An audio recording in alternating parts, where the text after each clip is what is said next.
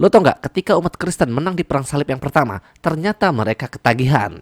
Dan mereka ingin melakukan peperangan lagi untuk merebut wilayah-wilayah muslim di kota lainnya.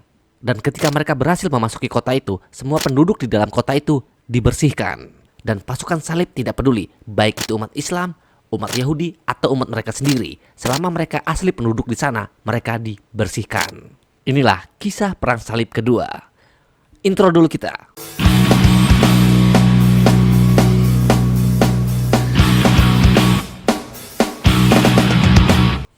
Setelah umat Kristen Katolik berhasil memenangkan perang salib pertama, yaitu menjatuhkan Yerusalem, kini mereka memiliki sebuah rencana baru.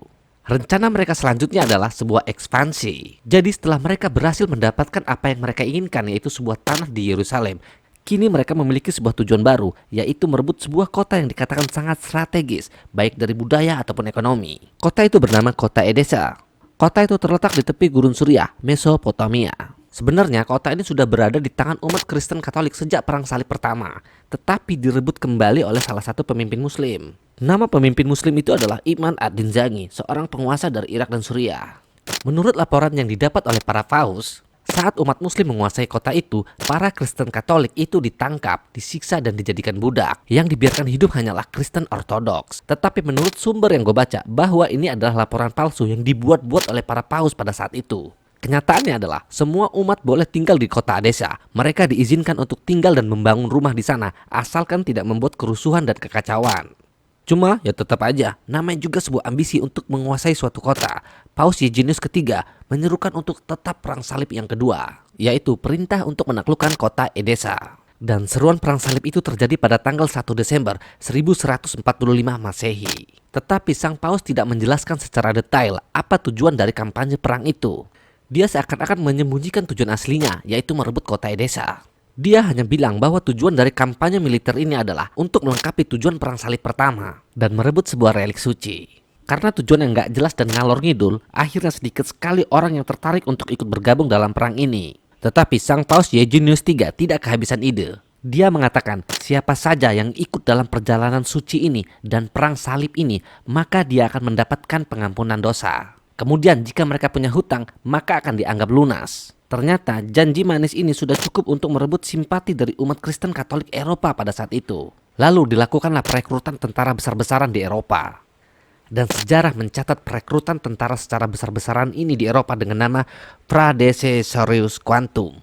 Susah nyebutinnya. Dan perekrutan ini sukses mengumpulkan total 60.000 pasukan salib. Kampanye dari perang salib ini dipimpin oleh dua raja Eropa sekaligus. Yang pertama dipimpin oleh raja dari Jerman, yaitu Raja Konrad III, dan yang kedua dipimpin oleh raja dari Prancis, yaitu Raja Louis VII.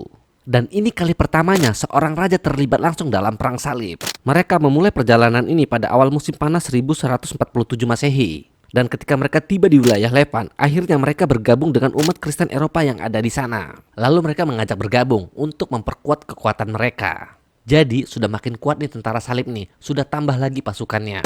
Lalu gabungan dari tentara salib ini sebelum melanjutkan perjalanan mereka diingatkan lagi nih apa tujuan mereka dalam ikut perang ini. Yaitu menangkap pemimpin umat muslim yang bernama Nur ad-Din, yang merupakan penerus dari Imam ad-Din Zaghi yang gue sebut di awal tadi. Karena pasukan tentara salib ini banyak sekali ditambah lagi gabungan dari Levan tadi, maka kota Edesa dapat dijatuhkan dengan mudah. Dan anehnya, para tentara salib melakukan pembersihan peradaban di sana. Para tentara salib tidak peduli selama mereka asli penduduk di sana, meskipun agama mereka Islam, Kristen ataupun Yahudi, mereka tetap oleh tentara salib. Entah apa tujuan mereka, padahal di sana ada umat Kristen juga. Mungkin saja mereka ingin melakukan sebuah pembersihan untuk membangun peradaban baru. Dan inilah akhir dari perang salib kedua. Kita akan masuk ke episode ketiga, di mana perang salib ketiga dimulai. Di perang salib ketiga nanti akan ada tokoh legendaris dunia, yaitu Salahuddin Ayyubi, yang nanti akan berperang melawan 3 raja sekaligus dan merebut kembali Yerusalem. Sampai jumpa di episode ketiga.